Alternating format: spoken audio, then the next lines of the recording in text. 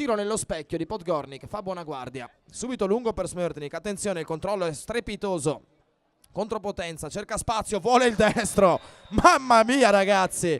Ziga Smrtnik controlla in un fazzoletto, gli applausi sportivissimi anche di Gianluca Zetto.